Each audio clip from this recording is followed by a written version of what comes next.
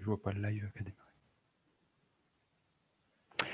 Bonjour à toutes et à tous. Merci donc d'être présents parmi nous donc pour ce 5e webinaire en lien avec les opérations de chargement-déchargement. On va patienter un petit peu. On a encore quelques personnes qui étaient inscrites qui sont pas connectées, donc on va patienter encore une ou deux minutes.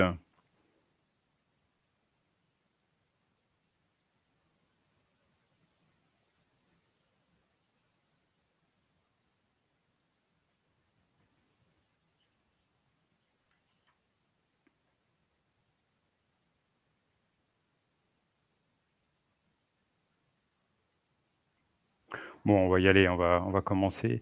De toute façon, bon déjà, ce webinaire est enregistré, hein, donc vous pourrez le regarder en replay depuis notre chaîne YouTube, hein, donc vous serez informé du lien pour y aller, il n'y a pas de souci déjà pour ça. Et puis donc, alors on vient donc sur ce webinaire sur une série de 5 à ce jour sur les opérations de chargement-déchargement.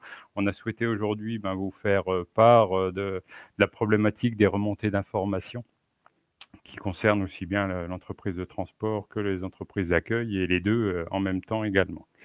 Hein, donc voilà, on va passer à la diapo suivante, s'il vous plaît. Voilà, donc déjà, avant, un petit peu techniquement par rapport au webinaire, pour ceux qui n'y auraient pas encore participé, vous avez la possibilité de poser vos questions via le chat. Donc n'hésitez pas, on y répondra en toute fin de webinaire. Moment important pour pouvoir y répondre. Et puis, à la fin du webinaire, donc avant de couper, on vous demandera de répondre aussi à une question via l'onglet sondage que vous trouvez également en dessous de l'onglet de chat. Voilà. La suite, s'il vous plaît. Donc, on sera deux intervenants aujourd'hui. Moi-même, donc Olivier Crémachy, je suis contrôleur de sécurité à la CARSAT Bourgogne-Franche-Comté et j'interviens notamment dans des entreprises du transport routier de marchandises et de la logistique au sens très large. Bonjour à tous, merci d'être présents. Moi, je suis Béatrice Guillon, je suis ingénieure conseil à la CARSAT Bourgogne-Franche-Comté également, et donc responsable du développement du programme sur la prévention des opérations de chargement-déchargement notamment, qui intéresse à la fois les entreprises de transport, mais également donc toute entreprise d'accueil également. Voilà. Très bien, donc pour démarrer, on va faire une première partie où on va faire préciser un petit peu le cadre de ces opérations de chargement-déchargement, et puis une deuxième partie donc, qui sera animée par Béatrice, où on vous présentera des outils un peu plus précis pour vous permettre, pour faciliter la remontée d'informations. Déjà, pour recadrer, mais je pense que pour la plupart, vous avez bien conscience de tout ça, on est dans les opérations de chargement-déchargement sur une activité qui est complexe. Ça ne concerne pas uniquement l'opération en elle-même où on va manipuler les marchandises. On a toute une cinématique, cinématique sur le site, depuis l'arrivée sur le site jusqu'à quitter le site. Et c'est toute cette situation de travail, toute cette activité que l'on va essayer de décrire et pour laquelle il faut apporter des solutions et intégrer la prévention sur les différentes activités, que ce soit l'arrivée, la circulation, les manœuvres, les opérations en elles-mêmes, puis arrimage et départ du site.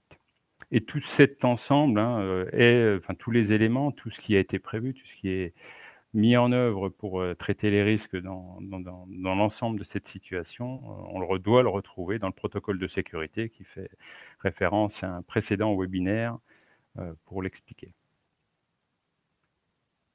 La diapo suivante, s'il vous plaît. Voilà. Pour repréciser également, les opérations de chargement-déchargement, il y en a de très nombreuses façons, dans de très nombreuses conditions, que ce soit sur les quais, que ce soit en livraison en ville, pourquoi pas. Voilà, on a toutes ces dimensions. Et ces situations, elles exposent à de nombreux risques, que ce soit des contacts au sens très large avec les engins, les véhicules, ou avec les charges éventuellement, que ce soit des chutes de plein pied, on est plutôt là sur des déplacements dans les cours, éventuellement avec des trous, pourquoi pas, ou même dans des lieux urbains avec des trottoirs, que ce soit de la chute de hauteur, les grands classiques depuis la cabine ou depuis la remorque, ou depuis le quai également. Et puis tous les risques liés à la manutention elle-même des charges, que ce soit de la manutention manuelle ou avec des moyens de manutention mécanisés, motorisés. Alors, on va revenir un petit peu maintenant, enfin, on va recentrer sur l'objet du webinaire d'aujourd'hui, hein, avec ces problématiques de remontée d'informations. Il est clair, comme on le précisait, l'objectif lors des opérations de chargement-déchargement, c'est qu'elles s'effectuent avec alors, zéro risque idéalement, ou en tout cas avec le minimum de risque, et si risque il doit persister, que les éventuelles conséquences soient les plus faibles possibles. Donc, pour limiter ces risques, il est évident qu'il faut identifier et traiter les écarts, hein, c'est-à-dire que, bon, on part du principe que les risques ont été traités, en tout cas que l'on a mis en œuvre des mesures de prévention permettant de traiter les risques que l'on a identifiés. Maintenant, dans l'organisation et dans j'allais dire, dans la vie de l'entreprise, il y aura forcément des écarts pour X raisons. Je ne sais pas, une porte qui est prévue qui ne fonctionne plus, un quai enfin des éléments de liaison d'un quai qui sont en panne. Voilà, tout ça va constituer des écarts ou éventuellement des règles qui sont définies mais qui ne sont pas appliquées parce que voilà, parce que en fait ce qu'on a prévu entre le théorique et puis la pratique ce n'est pas réalisé ou ce n'est pas réaliste tout simplement. Donc il va y avoir cet objectif d'identifier ces écarts, d'identifier voilà, les défaillances hein, par rapport à ce que l'on a prévu pour pouvoir bien évidemment les traiter ultérieurement. Donc ça, on va revenir dessus. Et sur la base de ces écarts, hein, puisqu'encore une fois, on est dans cette coordination entreprise de transport et entreprise d'accueil. Alors, il peut y avoir des écarts qui sont propres à chacune des entreprises, mais il peut y avoir aussi des écarts qui concernent les deux entreprises hein, au moment de l'opération elle-même de chargement-déchargement. Si un des deux acteurs de l'EA ou de l'ET n'applique pas une règle ou dévie par rapport à une règle, voilà, on est bien sur cette coordination entre les deux. Donc là, il va falloir générer en fait des échanges, qu'ils soient en interne au sein de l'entreprise ou entre les deux entreprises, pour pouvoir à nouveau traiter ces risques et mettre en place peut-être de nouvelles mesures qui permettent de correspondre à la réalité des opérations telles qu'elles se passent sur le terrain. Donc, organiser les remontées d'informations, on a souhaité mettre sous cette forme-là, ça correspond déjà, et là c'est toute une dynamique, ce qui n'est pas forcément le plus simple, ça correspond déjà, enfin ça nécessite déjà d'identifier les écarts. Hein, donc ça veut dire qu'on a de nombreux acteurs dans l'entreprise, donc ça sous-entend déjà de connaître les règles de base pour identifier si on est en dehors de ces règles ou si on correspond à ces règles. Donc identifier les écarts, se poser la question qui va être informé. Hein, est-ce qu'on informe son centre d'exploitation, enfin l'exploitation si on est au niveau du transport et que ça se passe pas comme c'était prévu, on va dire, dans l'entreprise d'accueil. Est-ce qu'on est en interne et dans ce cas-là, on informe, je sais pas, son chef de quai. Voilà, donc il y a toute cette question de qui on informe. Une fois qu'on a informé, donc c'est déjà une bonne étape, mais il va falloir quand même passer ces notions d'analyser, de comprendre ce qui se passe. Pourquoi cet écart? Est-ce que c'est un écart très ponctuel parce qu'on a un incident technique, ou est-ce que c'est un écart qui est récurrent et là qui est passé quelque part entre les gouttes pour l'organisation du travail? Donc analyser, comprendre ce qui se passe, définir les mesures pour traiter ce risque, mettre en œuvre les mesures, évaluer l'efficacité. Donc encore une fois, on est dans une chaîne, dans une roue très logique hein, par rapport à tout ça. Évaluer l'efficacité, c'est-à-dire par rapport à l'écart que l'on a constaté au départ. Est-ce que les nouvelles mesures qu'on a mises en œuvre, qu'elles soient liées à de l'information, des mesures techniques, peu importe, est-ce que ces mesures permettent de traiter l'écart tel qu'il a été identifié? Et donc le schéma que l'on voit au centre, hein, il y a des écarts qui concernent uniquement le A, il y a des écarts qui concernent uniquement le T, hein, donc l'entreprise de transport, et il y a des écarts communs, donc c'est la partie rose-violette, qui vont nécessiter justement un échange entre les deux entités, entre l'entreprise d'accueil et l'entreprise de transport, pour traiter conjointement et mettre en œuvre les mesures nécessaires de part et d'autre pour ce tronc commun lié à l'opération de chargement-déchargement.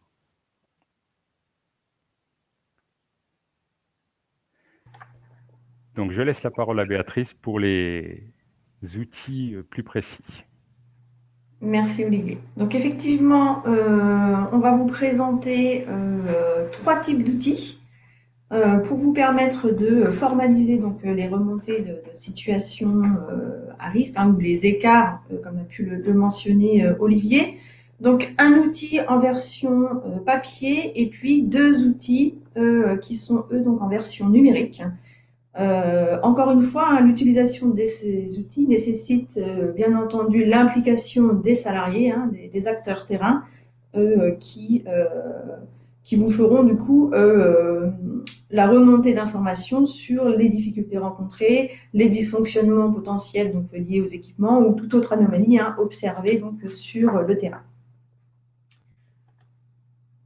Donc le premier outil, c'est un formulaire papier qui se présente, comme vous le voyez, sous une forme relativement simple. C'est ce que vous voyez, donc c'est un recto verso format A4. L'outil en tant que tel est sur la droite de votre écran, intitulé Fiche de remontée des informations.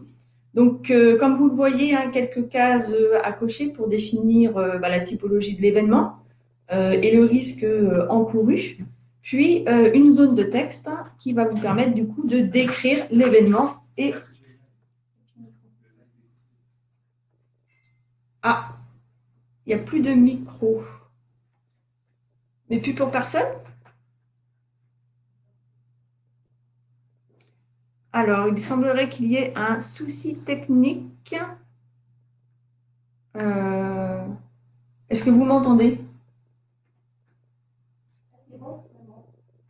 C'est bon? Vous m'entendez? Ok, bon, excusez-nous du coup. Donc effectivement, ce format papier, voilà. J'en étais sur la zone de texte qui vous permet, qui permet à l'acteur terrain de pouvoir décrire du coup l'événement et indiquer donc le lieu exact.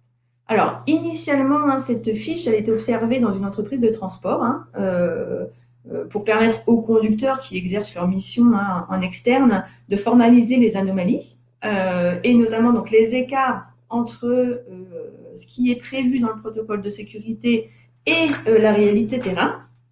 Mais ce formulaire peut facilement être exploité également par les salariés donc, dans les entreprises d'accueil. Donc soit mis à disposition dans le véhicule du transporteur ou du conducteur ou soit au poste de travail. Il va permettre du coup en quelques minutes de pouvoir décrire la situation à risque rencontrée et formaliser la remontée d'informations vers un responsable défini. Olivier l'a bien indiqué, il suffit dans l'organisation d'identifier la personne à qui remonter les informations en fonction de votre organisation pour ensuite traiter l'anomalie ou les écarts. Donc, comme évoqué précédemment, pour éviter peut-être aussi la gestion de trop de papier, il peut facilement être dématérialisé, cet outil. L'avantage, c'est qu'en fonction de l'appétence de vos salariés sur les outils digitaux ou pas, il est possible de l'adapter à tous. Donc voici pour ce formulaire papier que vous retrouvez également donc, sur le site de la CARSAT. Je vais passer donc au deuxième outil qui donc s'intitule Risque Reporter.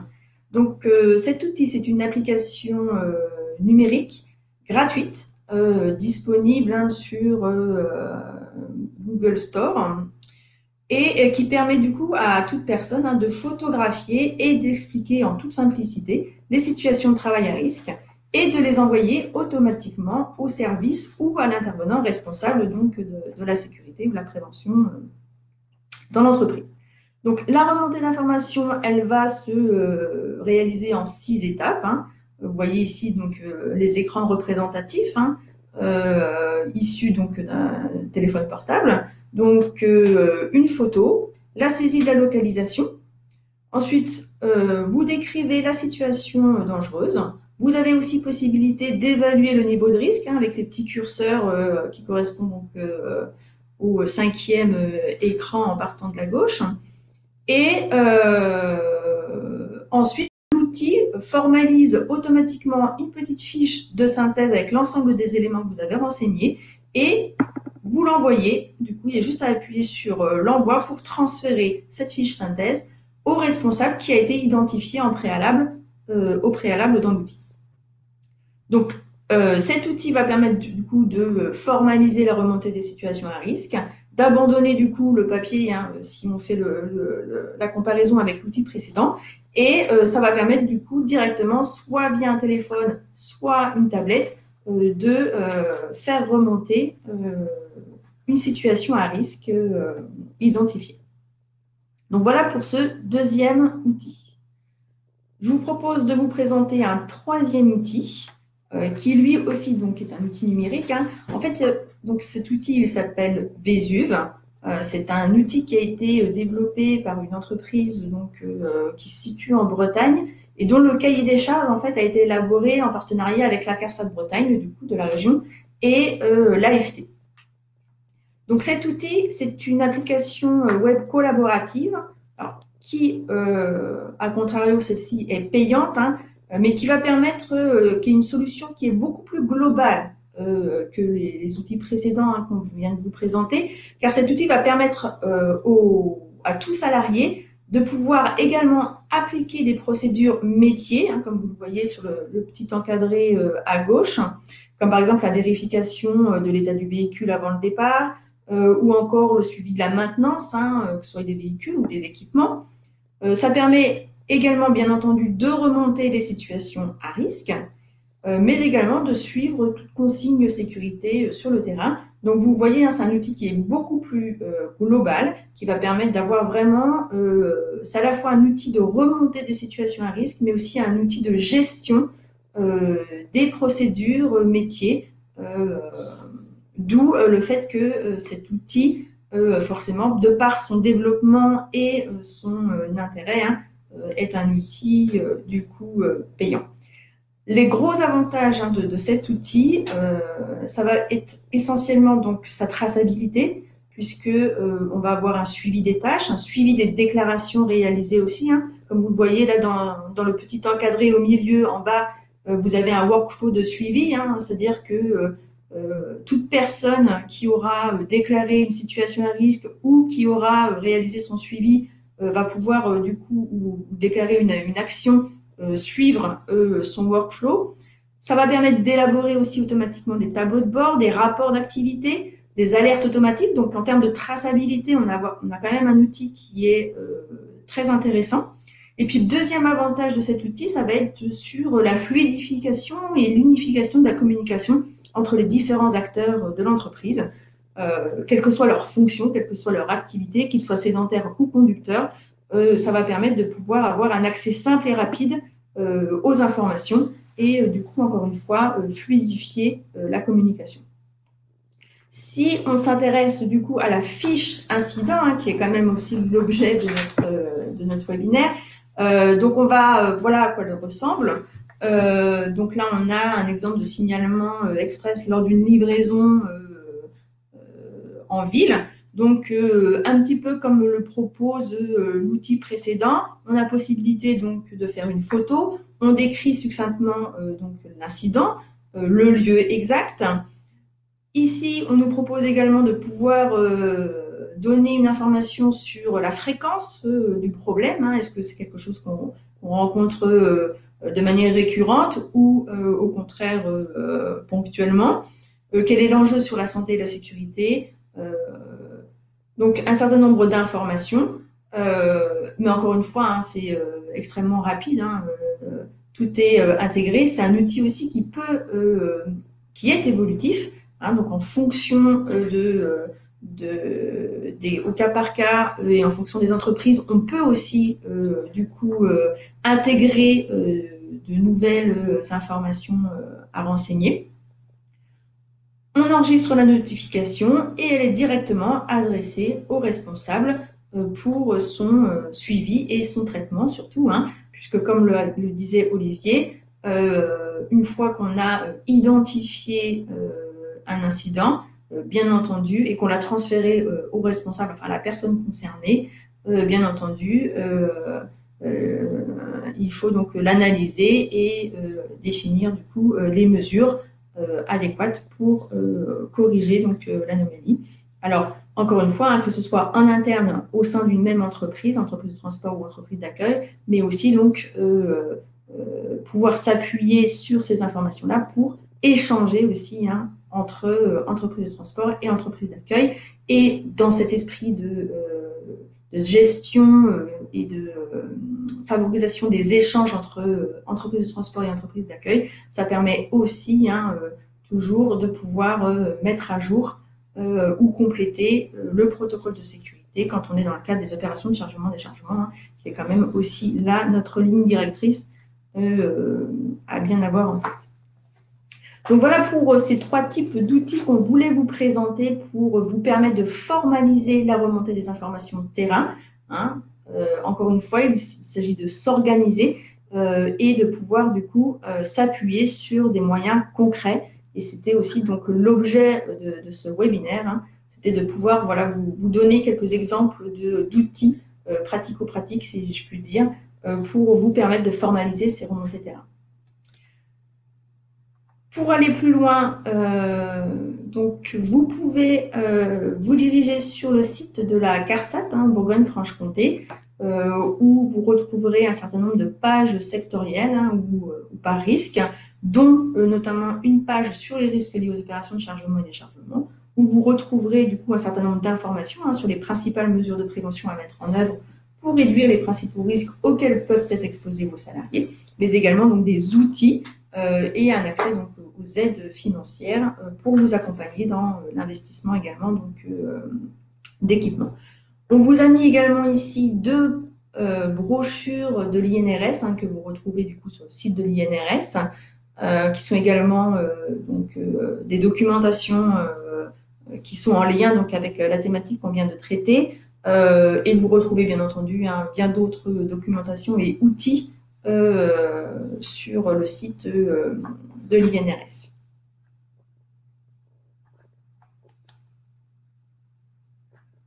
Donc, nous sommes arrivés au terme de ce qu'on voulait vous présenter.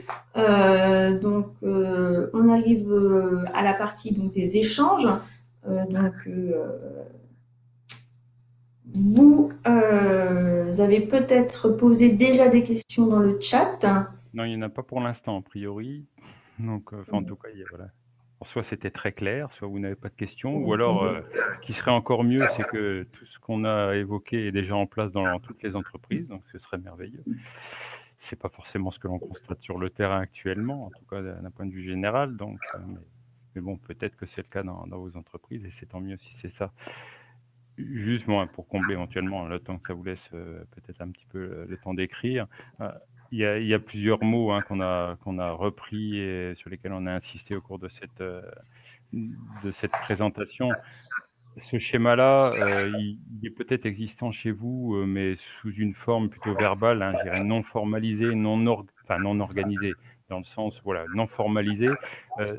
Ça nous semble, et on le constate, hyper important justement d'organiser cette chaîne de l'information pour que ce soit efficace et qu'on puisse mettre en place des mesures au final. C'est très fréquemment que lorsqu'on fait des enquêtes AT, on nous dit, bah oui, mais c'est un sujet ou une problématique qui avait déjà été signalée, et puis au final, elle n'a jamais été traitée.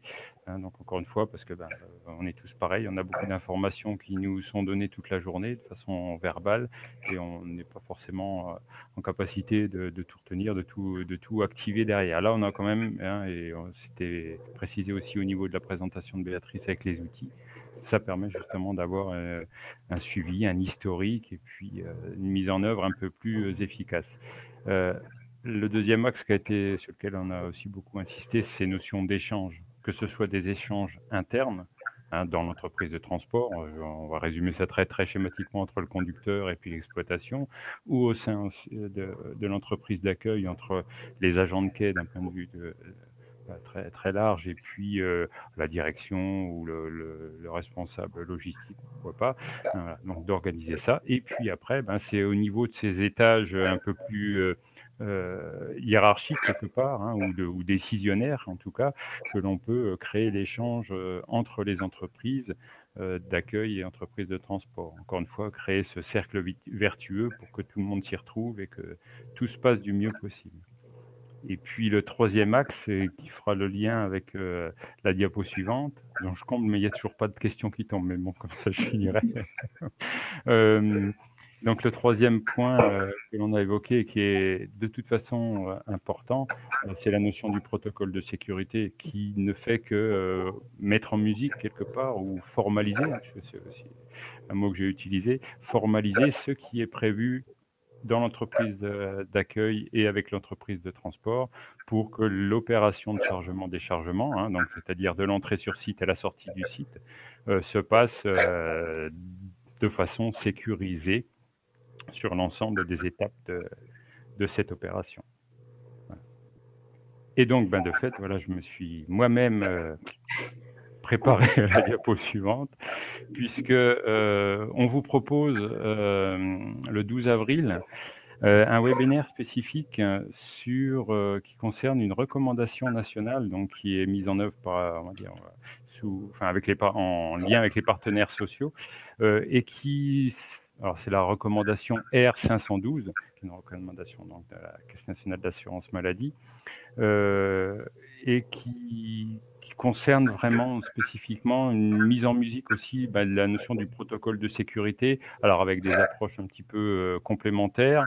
Et donc, on vous propose de vous présenter cette nouvelle recommandation qui est applicable pour les entreprises de transport et les entreprises d'accueil à compter du 1er janvier 2023.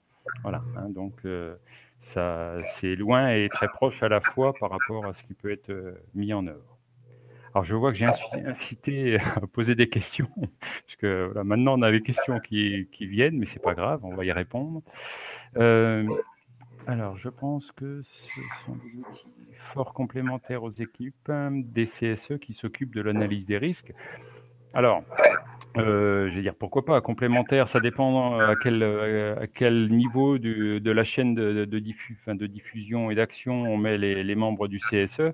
Les premiers acteurs et ceux qui peuvent déterminer les écarts, ce sont les utilisateurs. Alors, si le membre du CSE, éventuellement l'agent de quai ou le conducteur routier, oui, très bien. Après, voilà, les membres du CSE peuvent, eux, intégrer peuvent intégrer ou participer peut-être au niveau de l'analyse avec leurs compétences et leurs connaissances de l'entreprise. Mais encore une fois, le point crucial, et Béatrice a insisté dessus, hein, il faut que les acteurs utilisateurs ou exposés vraiment directement à l'opération de chargement-déchargement soient les premiers instigateurs. Personne ne pourra vous remonter l'info si celui qui le fait ne le fait pas, c'est-à-dire ne fait pas suivre l'info. Donc, on a une autre question là sur. Nous sommes spécialisés dans le transport des fleurs. Nos entreprises d'accueil sont des fleuristes. Nous n'avons pas de protocole de sécurité avec eux. Comment travailler avec eux sur ce sujet? Donc, effectivement, j'ai envie de dire que la première chose à faire, c'est déjà de travailler avec eux sur l'élaboration d'un protocole de sécurité. Protocole de sécurité, hein, qui permet de pouvoir organiser les opérations de chargement-déchargement en sécurité. Et déjà, en fait, je pense que la priorité, c'est déjà de travailler avec vos clients sur l'élaboration d'un protocole de sécurité, même si il est simple, hein. On a des formats de protocole de sécurité que vous trouverez également sur le site de la CARSAT dans la page risques liés aux opérations de chargement-déchargement. Et du coup, je pense que déjà utiliser ces exemples de protocoles de sécurité pour travailler avec vos clients, c'est déjà la première chose à faire. Et ensuite, après, effectivement, une fois que vous serez entendu sur la manière dont les opérations de chargement-déchargement doivent se passer, là, vous pourrez du coup après instaurer des échanges en fonction s'il y a des écarts par rapport à ce que vous avez défini. Mais la première chose à faire, effectivement, c'est déjà de pouvoir travailler conjointement avec vos clients sur l'élaboration de ce protocole.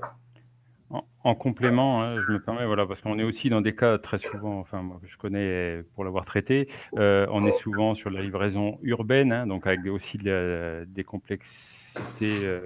voilà, qui sont difficiles à traiter sur des emplacements prévus. On n'est pas sur un site fermé, on est souvent sur les voies urbaines, donc avec des problématiques particulières. N'oubliez pas une chose, en règle générale, c'est vrai qu'on dit souvent que c'est l'entreprise d'accueil qui doit être un petit peu motrice par rapport à la mise en œuvre des protocoles de sécurité.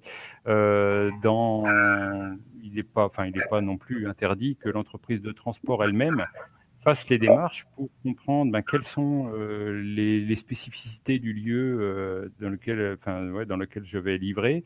Est-ce qu'il y a des horaires particuliers? Est-ce qu'il y a des contraintes particulières? Il ne faut pas oublier une chose, c'est que s'il y a victime, dans ces cas-là, c'est souvent quand même les conducteurs routiers, c'est-à-dire vos salariés pour les entreprises de transport. C'est eux qui sont le plus exposés au risque. Donc, il est quand même intéressant de faire ces démarches, de connaître, ou peut-être d'avoir un questionnaire pour un nouveau client ou les clients actuels, questionnaire avec les conditions spécifiques de chargement pour commencer, comme le disait Béatrice, à créer quelque chose de simple et à coordonner et puis imposer des choses, en tout cas échanger avec l'entreprise d'accueil pour que ça se passe du mieux possible. Encore une fois, il n'y a pas un schéma simple. S'il n'y a pas d'échange, de toute façon, ce sera très compliqué. Ça, par contre, c'est une chose qui est sûre, quelles que soient les conditions. Donc, mais effectivement. Alors, concernant l'application Vésuve, est-ce qu'on a un ordre de prix? Alors, c'est un abonnement. C'est un abonnement, donc on est dans l'ordre de, tu me dis si je me, tu me dis Olivier si je me trompe, mais dans les 5 euros par mois par utilisateur. C'est par licence utilisateur. Donc en fonction de l'effectif de l'entreprise, du coup, je vous laisserai faire le calcul, avec possibilité d'avoir un mois d'essai. On pourra également vous transmettre les coordonnées, pour ceux que ça intéresse, de la personne, de notre contact de cette entreprise qui a développé Vésuve directement. Mais voilà, on est dans une ordre de l'idée de 5 euros par mois par utilisateur. Ensuite, la deuxième partie de la question, à savoir donc est-ce que l'entreprise d'accueil et l'entreprise de transport peuvent avoir un accès en même temps pour fluidifier la communication? Donc, c'est un abonnement, c'est des licences. Donc après, c'est interne à l'entreprise. Donc, il n'y aura pas de communication via l'outil Vésuve entre l'entreprise de transport et l'entreprise d'accueil. Après, cet échange, en fait, doit être organisé en parallèle de l'outil Vésuve. L'outil Vésuve en tant que tel ne permet pas de pouvoir être utilisé par deux entreprises différentes, sachant que c'est un abonnement interne. Et encore une fois, un des intérêts de cet outil, c'est qu'il puisse être aussi évolutif et s'adapter du coup à la manière dont vous êtes organisé dans l'entreprise. Donc, c'est interne à l'entreprise.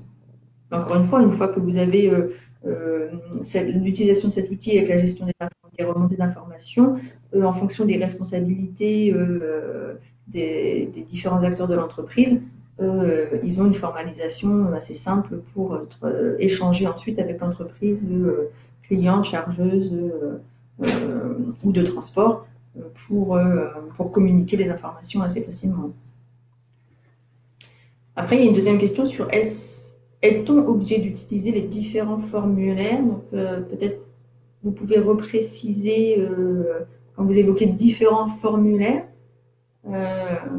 Est-ce que c'est au sein de l'outil Oui, Vésuve, ou est-ce que c'est... Et puis la question suivante, parce que c'est la même personne a priori, sur Risk Reporter, c'est une application qu'on installe sur son téléphone. Donc téléphone ou tablette. Ou tablette, donc là, il n'y a aucun souci. Chaque conducteur, éventuellement, si on est côté transport, peut installer cette application sur ton téléphone. Et puis, après, on est dans une chaîne de diffusion de l'info en interne. Donc ça, il n'y a aucun souci par rapport à ça.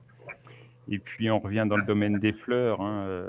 par rapport à plusieurs centaines d'entreprises d'accueil réparties sur toute la France. Effectivement, c'est pas forcément simple à organiser, hein, ces remontées d'informations, cette organisation par rapport au protocole de sécurité. Maintenant, encore une fois, voilà, vous avez une obligation au sein de l'entreprise, à faire du côté réglementaire, hein, d'assurer la santé et sécurité de vos salariés. Or, vos salariés sont sur un site extérieur, donc il faut à minima quand même préparer un petit peu la mission. Et compte tenu de cette répartition, encore une fois, vous n'allez pas vous déplacer forcément sur tous les sites, mais il y a aussi des moyens, peut-être sous forme d'un questionnaire envoyé à tous vos clients, qui précise les conditions de livraison. Est-ce que c'est la nuit? Est-ce que c'est sur le domaine public? Est-ce qu'il y a une place réservée? Et tous ces éléments, bon après c'est un formulaire à construire, mais tous ces éléments peuvent déjà vous permettre, vous, d'anticiper et puis de préparer. Si c'est une rue à sens unique, et puis que vous envoyez une semi dedans, et qu'éventuellement la largeur de la route permet pas de passer la semi, de fait, on va avoir un problème. Donc on est aussi sur des dimensions comme ça où il faut anticiper un petit peu les démarches et l'action, hein. Le protocole de sécurité, en fait, c'est réfléchir en amont, mais ça, c'est la règle de la prévention. La prévention, c'est on réfléchit avant d'agir. Hein, encore une fois, c'est plus facile à dire qu'à mettre en œuvre quelquefois, mais on est dans ces dimensions-là. Hein, donc, c'est, encore une fois, se poser des questions ou essayer d'avoir des réponses, en tout cas, de la part de vos clients. Hein, il y a le côté commercial, c'est une chose, et tant mieux si vous avez plein de clients. Il y a aussi, voilà, comment on fait pour que ça se passe du mieux possible. Si votre livreur arrive avec un haillon et qu'il n'y a aucune possibilité de déployer le haillon pour X raisons, ben, il y a un moment, la livraison ne pourra pas se faire. Donc, c'est pas non plus, ou alors elle se fera dans des conditions plus qu'extrêmes et on risque d'accident derrière. Donc, ce n'est forcément pas intéressant pour personne. Déjà, il y a une victime, et puis pour l'entreprise, ça ne l'est pas également. Donc, ouais, pour faire les déclarations d'accident, alors non, les déclarations d'accident, enfin, je pense pas qu'il y ait des outils. J'ai répondu. Ouais, tu y as répondu, pardon. Bah, par écrit, oui. Oui, Après, c'est deux choses différentes. Après, voilà, si besoin, monsieur Arnaud, voilà, a nos coordonnées mail, donc il peut, voilà, nous poser des questions plus précisément. Mais après, effectivement, il y a un CERFA pour les DAT, enfin pour les déclarations d'accident de travail, donc voilà. Spécifique. Pas tout mélanger. Il est 12h07, je pense qu'il n'a plus de questions, tout du moins je n'en vois plus. Donc je vous propose de clôturer notre session.